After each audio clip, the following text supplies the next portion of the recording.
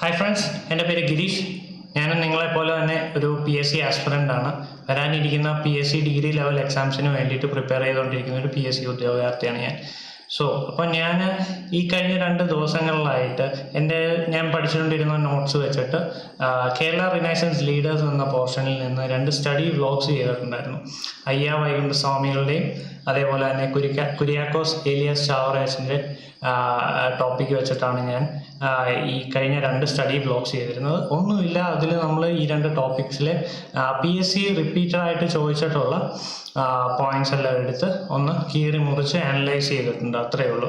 So നിങ്ങളത് കണ്ടിട്ടില്ല എന്നുണ്ടെന്നുണ്ടെങ്കിൽ ഈ വീഡിയോയുടെ ഡിസ്ക്രിപ്ഷൻ ബോക്സിൽ പോയി കഴിഞ്ഞാൽ അതിൻ്റെ ലിങ്ക് നിങ്ങൾക്ക് കിട്ടും, അവിടെ നിങ്ങൾക്ക് ചെക്ക് ചെയ്യാവുന്നതേ ഉള്ളൂ. ഓക്കെ, സോ ഇന്നത്തെ ടോപ്പിക് എന്ന് പറയുന്നത് തൈക്കാട് അയ്യാണ്. നമുക്ക് ഒട്ടും സമയം കളയാതെ തന്നെ നേരെ ടോപ്പിക്കിലേക്ക് പോകാം. തൈക്കാട് അയ്യ, ഓക്കെ, ഇതാണ് തൈക്കാട് അയ്യ. ഇദ്ദേഹം ജനിച്ചിരിക്കുന്നത് 1814 മരണം സംഭവിച്ചിരിക്കുന്നത് 1909 അദ്ദേഹത്തിൻ്റെ ജനന തീയതി, എക്സാക്ട് ജനന തീയതി ഇപ്പോഴും നമുക്ക് അൺനോൺ. എവിടെ നോക്കിയാലും നമുക്ക് അതിൻ്റെ ഡീറ്റെയിൽസ് ഒന്നും കിട്ടുകയില്ല. അതുകൊണ്ട് തന്നെ നമുക്ക് അദ്ദേഹത്തിൻ്റെ ജനന വർഷം മാത്രം നോക്കി വെച്ചാൽ മതിയാവും. ഇനി ആരായിരുന്നു തൈക്കാട് അയ്യ? തൈക്കാട് അയ്യ എന്ന് പറയുന്ന ആൾ ഒരു ആത്മീയവാദിയും കൂടെ ഒരു സോഷ്യൽ റിഫോമറും ആയിരുന്നു. സോഷ്യൽ റിഫോമർ എന്ന് പറഞ്ഞാൽ എന്താണ്? ഒരു സാമൂഹിക പരിഷ്കർത്താവ് കൂടെയായിരുന്നു. എന്തിനൊക്കെ വേണ്ടിയിട്ടുള്ള സോഷ്യൽ ആക്ടിവിറ്റീസിലായിരുന്നു അദ്ദേഹം ആക്റ്റീവായിട്ട് പാർട്ടിസിപ്പേറ്റ് ഐ മീൻ അദ്ദേഹം ആക്റ്റീവായിട്ട് വർക്ക് ചെയ്തുകൊണ്ടിരുന്നത്? അദ്ദേഹത്തിൻ്റെ കാലഘട്ടങ്ങളിൽ അന്ന് നിലനിന്നിരുന്ന കാസ്റ്റ് സിസ്റ്റം, കാസ്റ്റ് ഡിസ്ക്രിമിനേഷൻ, അങ്ങനെയുള്ള സമൂഹത്തിൻ്റെ കുറേ നെഗറ്റീവ് ആസ്പെക്ട്സിന് എഗനിസ്റ്റ് ആയിട്ടായിരുന്നു അദ്ദേഹം വർക്ക് ചെയ്തുകൊണ്ടിരുന്നത്. അതാണ് ഞാൻ ഇവിടെ എഴുതിയിരിക്കുന്നത്. തൈക്കാട് അയ്യ സ്വാമികൾ was A spiritualist and A social reformer, the first to break customs related to caste in Kerala when caste restrictions and untouchability were at its extreme. അതാണ് ഞാനിപ്പോൾ പറഞ്ഞത്. ഓക്കെ, സോ കൂടുതൽ നമുക്ക് ഈ ടോപ്പിക്കിൽ നമുക്ക് എന്താ വരുന്നതെന്ന് നമുക്കൊന്ന് മനസ്സിലാക്കാം. PSC ഓറിയൻറ്റഡ് ആയിട്ട് PSCക്ക് പരീക്ഷകളിൽ കാണാൻ പറ്റുന്ന എന്തൊക്കെ പോയിന്റ്സ് ആണ് ഇവിടെ തൈക്കാട് അയ്യയെ ബേസ് ചെയ്ത് എന്തൊക്കെയാണ് നമുക്ക് വരുന്നതെന്ന് നമുക്കൊന്ന് അനലൈസ് ചെയ്യാം. നോക്കിയേ, നേരത്തെ ഞാൻ പറഞ്ഞതുപോലെ തന്നെ അദ്ദേഹം ജനിച്ചിരിക്കുന്നത് 1814 അതേപോലെ മരണം സംഭവിച്ചിരിക്കുന്നത് 1909. എവിടെയാണ് അദ്ദേഹം ജനിച്ചിരിക്കുന്നത്? കന്യാകുമാരി ഡിസ്ട്രിക്റ്റിൽ നഗലപുരം എന്ന് പറയുന്ന ഗ്രാമത്താണ് അദ്ദേഹം ജനിച്ചിരിക്കുന്നത്. എവിടെയാണ്? കന്യാകുമാരി ഡിസ്ട്രിക്റ്റിൽ നഗലപുരം എന്ന് പറയുന്ന ഗ്രാമത്തിലാണ് അദ്ദേഹം ജനിച്ചിരിക്കുന്നത്. എവിടെ വെച്ചാണ് അദ്ദേഹത്തിന് മരണം സംഭവിച്ചിരിക്കുന്നത്? തിരുവനന്തപുരം ജില്ലയിൽ വെച്ചാണ്. തിരുവനന്തപുരം ജില്ലയിൽ വെച്ചാണ് തൈക്കാട് അയ്യയ്ക്ക് മരണം സംഭവിച്ചിരിക്കുന്നത്. ഇനി അദ്ദേഹത്തിൻ്റെ റിലേറ്റീവ്സ്, അച്ഛൻ, അമ്മ, വൈഫ് എന്ന ആ ഒരു റിലേറ്റീവ് ചെയിൻ എന്തുമായിരുന്നു നമുക്കൊന്ന് നോക്കാം. അദ്ദേഹത്തിൻ്റെ അച്ഛൻ്റെ പേര് മുത്തുക്കുമാരൻ എന്നായിരുന്നു. ഇനി അദ്ദേഹത്തിൻ്റെ അമ്മ രുക്മിണി അമ്മാളായിരുന്നു. അദ്ദേഹത്തിൻ്റെ അമ്മയുടെ പേര് രുക്മിണി അമ്മാൾ. കമൽ അമ്മാൾ എന്നായിരുന്നു അദ്ദേഹത്തിൻ്റെ വൈഫിൻ്റെ പേര്. അത്ര ഇമ്പോർട്ടൻ്റ് അല്ല, എങ്ങും അങ്ങനെ ചോദിച്ച് ഞാൻ ഇതുവരെ സോൾവ് ചെയ്തിട്ടുള്ള PSCയുടെ പ്രീവിയസ് ഇയർ ക്വസ്റ്റ്യൻസിലൊന്നും അങ്ങനെ ഞാൻ കണ്ടിട്ടില്ല. ഒന്ന് ഓർത്ത് വെച്ചിരിക്കുക, അത്രയേ ഉള്ളൂ.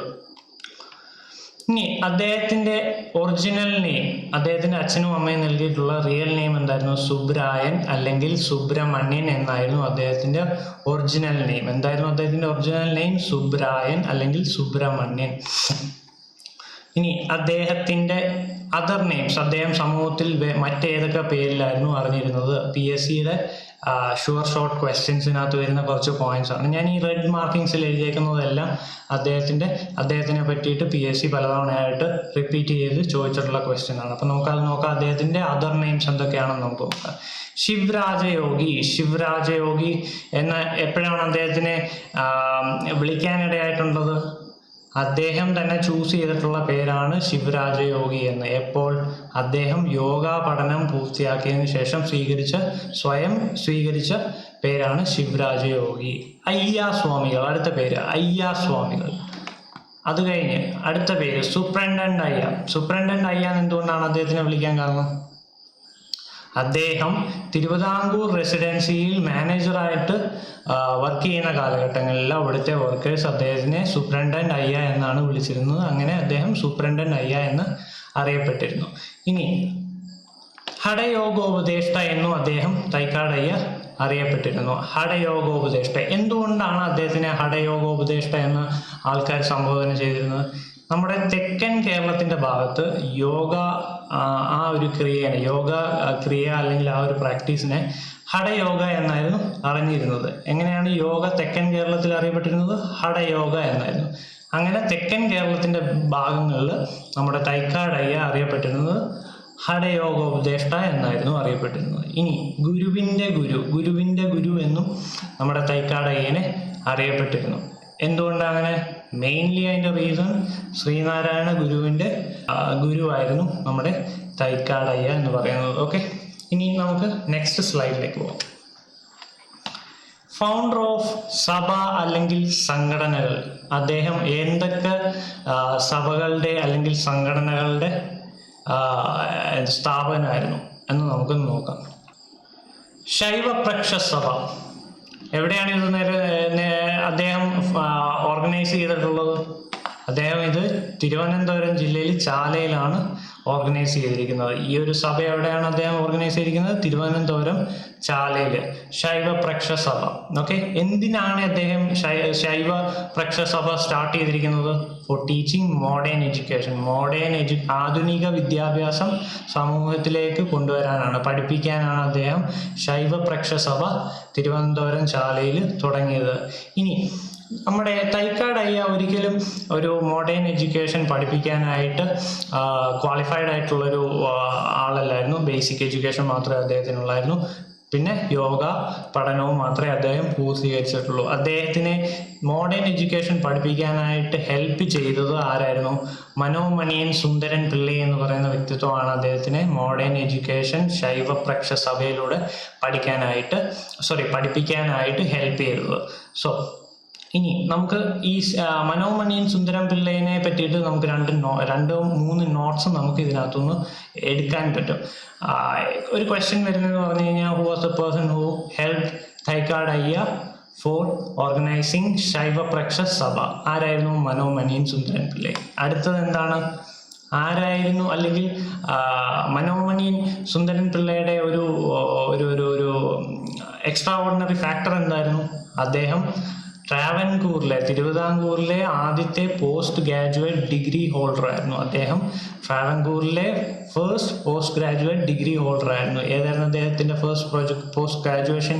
MA യിലായിരുന്നു. ഓക്കെ, ഇനി വേറൊരു പോയിന്റാണ്, ഇത് ഷോർട്ട് ക്വസ്റ്റ്യൻ ആയിട്ട് നമ്മൾ പലപ്പോഴും PSC റിപ്പീറ്റഡ് ക്വസ്റ്റ്യൻ പേപ്പറിൽ നമ്മൾ കണ്ടിട്ടുള്ളതാണ്. അപ്പോൾ മനോമണിയം എന്താണ്? ഈ മനോമണിയം തമിഴ്നാട് സ്റ്റേറ്റിൻ്റെ ഒഫീഷ്യൽ സോങ് ആണ് മനോമണിയം.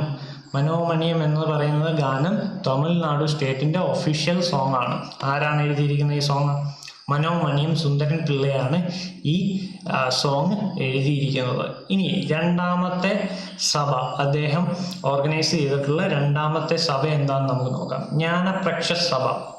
എവിടെയാണ് അദ്ദേഹം ജ്ഞാനപ്രക്ഷ സഭ സ്ഥാപിച്ചിരിക്കുന്നത്? തിരുവനന്തപുരം ജില്ലയിൽ പേട്ടയിലാണ് അദ്ദേഹം ജ്ഞാനപ്രക്ഷ സഭ സ്ഥാപിച്ചിരിക്കുന്നത്. എവിടെയാണ്? തിരുവനന്തപുരം ജില്ലയിൽ പേട്ടയിലാണ് അദ്ദേഹം ജ്ഞാനപ്രക്ഷ സഭ സ്ഥാപിച്ചിരിക്കുന്നത്. ഈ ജ്ഞാനപ്രക്ഷ സഭ സ്ഥാപിച്ചതിൻ്റെ ഉദ്ദേശം എന്തായിരുന്നു? ഫോർ ടീച്ചിങ് വേദാസ്, ഭക്തി ആൻഡ് യോഗ. എന്തിനൊക്കെയായിരുന്നു അദ്ദേഹം ജ്ഞാനപ്രക്ഷ സഭ ഓർഗനൈസ് ചെയ്തത് അല്ലെങ്കിൽ സ്ഥാപിച്ചത്? തിരുവനന്തപുരം ജില്ലയിൽ പേട്ടയിൽ ഫോർ ടീച്ചിങ് വേദാസ്, വേദങ്ങൾ പഠിപ്പിക്കാനും ഭക്തിയെപ്പറ്റി പഠിപ്പിക്കാനും യോഗ ക്രിയകളെ പറ്റി പഠിപ്പിക്കുവാനുമാണ് അദ്ദേഹം ജ്ഞാനപ്രക്ഷ സഭ തിരുവനന്തപുരം ജില്ല പേട്ടയിൽ സ്ഥാപിച്ചത്. ഇനി ഈ ജ്ഞാനപ്രക്ഷ സഭയിലെ അദ്ദേഹത്തിൻ്റെ മെയിൻ ഡിസൈപ്പിൾസ് ആരൊക്കെയായിരുന്നു അദ്ദേഹത്തിൻ്റെ ജ്ഞാനപ്രക്ഷ സഭയിലെ മെയിൻ അനുയായികൾ? ചട്ടമ്പി സ്വാമികൾ, ശ്രീനാരായണ ഗുരു, അയ്യൻകാളി. ഈ 3 പേരായിരുന്നു അദ്ദേഹത്തിൻ്റെ ജ്ഞാനപ്രക്ഷ സഭയിലെ മെയിൻ ഡിസൈപ്പിൾസ് എന്ന് പറഞ്ഞു കഴിഞ്ഞാൽ അനുയായികൾ. ഓക്കെ, ഇനി അദ്ദേഹത്തിൻ്റെ ഒരു സംഘടനയിലോ അല്ലെങ്കിൽ സഭയിലോ നേരിട്ടെത്തി അദ്ദേഹത്തിൻ്റെ ഒരു ഫോളോവർ അല്ലാത്ത കുറച്ച് ആൾക്കാരുണ്ട്. അതിലൊന്ന് ഒരു മെയിൻ ഷോർട്ട് ക്വസ്റ്റ്യൻ ആണ്, who was the Travancore king, later known as the famous disciple of Thycaud Ayya എന്ന് ചോദിച്ചൊരു ചോദ്യം. അതെന്ന് പറയുന്നത് സ്വാതി തിരുനാളാണ്. സ്വാതി തിരുനാളായിരുന്നു Thycaud Ayyയുടെ ഡിസൈപ്പിൾ ആയിട്ടുണ്ടായിരുന്ന ഫേമസ് ട്രാവൻകൂർ കിങ് എന്ന് പറയുന്നത്. Swathi തിരുനാളാണ് famous Travancore king who was the disciple of Thycaud Ayya. Okay, ഇനി കേരള വർമ്മ വലിയ കോവിൽ തമ്പുരാൻ. കേരള വർമ്മ വലിയ കോവിൽ തമ്പുരാൻ അദ്ദേഹത്തിൻ്റെ ഒരു ഡിസൈപ്പിൾ ആയിരുന്നു. നേരിട്ട് അദ്ദേഹത്തിൻ്റെ ശിഷ്യത്വം എടുക്കാത്ത ഒരു ഡിസൈപ്പിൾ ആയിരുന്നു. വേറെ ആരായിരുന്നു? രാജാ രവിവർമ്മ. വേറെ ആരായിരുന്നു? രാജാ രവിവർമ്മ. വേറെ ഒരാൾ കൂടി ഉണ്ടായിരുന്നു, AR രാജരാജവർമ്മ. AR രാജരാജവർമ്മ. ഇനി നമുക്ക് നോക്കേണ്ട മെയിൻ ഒരു പോയിന്റാണ് അദ്ദേഹത്തിനുണ്ടായിരുന്ന വുമൺ ഡിസൈപ്പിൾ. അദ്ദേഹത്തിന് നമ്മൾ പല ഫാക്ട് പ്രൊവൈഡ് ചെയ്യുന്ന പുസ്തകങ്ങളും അല്ലെങ്കിൽ നെറ്റിലും ഒക്കെ നോക്കുകയാണെന്നുണ്ടെങ്കിൽ ഓൾമോസ്റ്റ് 51 ഡിസൈപ്പിൾസ് ഉണ്ടായിരുന്നു എന്നാണ് പറയുന്നത്. അതിൽ നമുക്ക് വേണ്ട കുറച്ച് ആൾക്കാരെ മാത്രമേ PSC ഓറിയൻറ്റഡ് ആയിട്ട് ഞാൻ സെലക്ട് ചെയ്തിട്ടുള്ളൂ. ഓക്കെ, അതിൽ നമ്മൾ പറഞ്ഞുകൊണ്ടിരുന്നത് അദ്ദേഹത്തിൻ്റെ വുമൺ ഡിസൈപ്പിൾ ആണ്. Okay, who was the famous woman disciple of Thycaud Ayya? സ്വയം പ്രകാശ യോജിനി അമ്മയാണ്. സ്വയം പ്രകാശ യോജിനി അമ്മ. ഓക്കെ, അവരായിരുന്നു അദ്ദേഹത്തിൻ്റെ ഫേമസ് വുമൺ ഡിസൈപ്പിൾ എന്ന് പറയുന്നത്. Okay, next slide. പന്തി ഭോജനം ഒരു ഫേമസ് ഷോർട്ട് ക്വസ്റ്റ്യൻ. ഒരു 2 തവണയെങ്കിലും PSC എഴുതിയിട്ടുണ്ടെങ്കിൽ ഈ ഒരു ക്വസ്റ്റ്യൻ ചിലപ്പോൾ നമ്മൾ കാണാൻ സാധ്യതയുണ്ട്. ഓക്കെ, എന്താണ് പന്തി ഭോജനം? ആ കാലങ്ങളിൽ 19-ാം നൂറ്റാണ്ടിൽ നിലനിന്നിരുന്ന caste system, caste discrimination, untouchability, തൊട്ടുകൂടായ്മ, ജാതി ചൊല്ലിയുള്ള അധിക്ഷേപം, അങ്ങനെയുള്ള കാര്യങ്ങളൊക്കെ കേരളത്തിൽ നിന്ന് തന്നെ തുടച്ചു നീക്കാനായിട്ട് ഓർഗനൈസ് ചെയ്ത ഒരു അന്നദാന പ്രക്രിയയായിരുന്നു പന്തി ഭോജനം എന്ന് അറിയപ്പെടുന്നത്. ഈ ക്വസ്റ്റ്യൻ വരുന്നത് ഹു വാസ് ദ ഫൗണ്ടർ അല്ലെങ്കിൽ who was the organiser of Panthi Bhojanam എന്നായിരിക്കും വരിക. അതിൻ്റെ ആൻസർ Thycaud Ayya എന്ന് നമുക്ക് കോൺഫിഡൻ്റ് ആയിട്ട് എഴുതാൻ പറ്റണം. ഓക്കെ, ഇനി Thycaud Ayyനെ നമ്മുടെ പന്തി ഭോജനത്തിനെ ബേസ് ചെയ്ത് ഷോർട്ടായിട്ട് ചോദിക്കുന്ന വേറൊരു ട്വിസ്റ്റഡ് ചോദ്യമാണ് ഈ തൈപ്പൂയ സദ്യയുമായിട്ട് ബേസ് ചെയ്ത് വരുന്നത്. തൈപ്പൂയ സദ്യയിൽ പന്തി ഭോജനം ഓർഗനൈസ് ചെയ്തത് ആരാണെന്നും ചോദിക്കും. നമുക്കവിടെ ആൻസർ Thycaud Ayya എന്ന് തന്നെ എഴുതാൻ പറ്റണം. ഇനി സമപന്തി ഭോജനം ആരാണ് ഓർഗനൈസ് ചെയ്തത്? നമ്മൾ മുമ്പത്തെ വൈകുണ്ഠസ്വാമികളുടെ വീഡിയോ ക്ലാസ് ഞാൻ പറഞ്ഞിരുന്നു, കൺഫ്യൂസ് ആവരുത്. സമപന്തി ഭോജനം ചെയ്തിരിക്കുന്നത് വൈകുണ്ഠസ്വാമികളുമാണ്, പന്തി ഭോജനം ചെയ്തിരിക്കുന്നത് Thycaud Ayyയുമാണ്. ഓക്കെ, സോ ഇനി അദ്ദേഹത്തിൻ്റെ ഫേമസ് സേയിങ്സ്, അദ്ദേഹം പറഞ്ഞിട്ടുള്ള ഫേമസ് ഡയലോഗിൽ പോപ്പുലറായിട്ട് PSCയിൽ ചോദിച്ചിരിക്കുന്ന 2 ഡയലോഗ്സ് ആണ് ഞാൻ PSCയുടെ റിപ്പീറ്റഡ് ക്വസ്റ്റ്യൻസിൽ കണ്ടിട്ടുള്ള 2 ഡയലോഗ്സ് ആണ് ഞാൻ എടുത്തിരിക്കുന്നത്. ഇന്ത ഉലകത്തിൽ ഒരു ജാതി താൻ, ഒരു ദൈവം താൻ, ഒരു മതം താൻ എന്ന് പറഞ്ഞിരിക്കുന്നത് Thycaud Ayyയാണ്. ഇതേ സാധനം മലയാളത്തിൽ നമ്മളോട് ചോദിക്കുകയാണെന്നുണ്ട്. ഇത് തമിഴ് സ്ലാങ് ആണ് ഞാൻ പറഞ്ഞത്.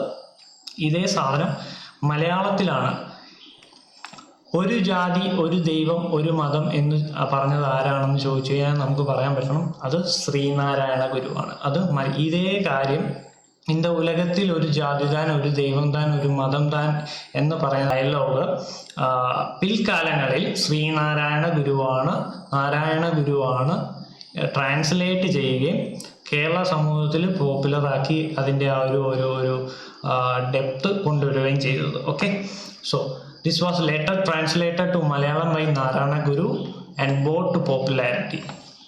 ഓക്കെ, ഇനി രണ്ടാമത്തെ ഡയലോഗ് എന്താണെന്ന് നമുക്ക് നോക്കാം. നമ്മുടെ Thycaud Ayya പറഞ്ഞിരുന്ന രണ്ടാമത്തെ ഫേമസ് ഡയലോഗ് എന്തായിരുന്നു? ഏതൊരു യോഗാഭ്യാസിക്കും ക്ഷേത്രത്തിൽ വിഗ്രഹ പ്രതിഷ്ഠയ്ക്ക് അവകാശമുണ്ട്. ഏതൊരു യോഗാഭ്യാസിക്കും ക്ഷേത്രത്തിൽ വിഗ്രഹ പ്രതിഷ്ഠയ്ക്ക് അവകാശമുണ്ട് എന്ന് പറഞ്ഞത് Thycaud Ayyയാണ്. ഇനി ഈ ഡയലോഗുമായിട്ട് ഓറിയൻറ്റഡ് ആയിട്ടുള്ള ഒരു ഫേമസ് സംഭവമുണ്ട്, നമ്മുടെ അരുവിപ്പുറം ശിവലിംഗ പ്രതിഷ്ഠ. എന്താണ് സംഭവം? ഈ ഡയലോഗിൽ നിന്ന് മോട്ടിവേറ്റഡ് ആയിട്ടാണ് നമ്മുടെ ശ്രീനാരായണ ഗുരു അരുവിപ്പുറത്ത് 1888 ശിവലിംഗ പ്രതിഷ്ഠ നടത്തിയിട്ടുള്ളത്. ഓക്കെ, അതുകൂടെ ഒന്ന് ഓർത്ത് വെച്ചിരിക്കുക. നെക്സ്റ്റ് സ്ലൈഡിലേക്ക് നമുക്ക് പോകാം. ഇനി അദ്ദേഹം ചെയ്തിട്ടുള്ള മേജർ വർക്ക്സ് എന്തൊക്കെയാണെന്ന് നമുക്ക് നോക്കാം. നമ്മുടെ തൈക്കാട് അയ്യ ചെയ്തിട്ടുള്ള മേജർ കൃതികൾ അല്ലെങ്കിൽ ബുക്സ് എന്തൊക്കെയാണെന്നൊക്കെ നോക്കാം.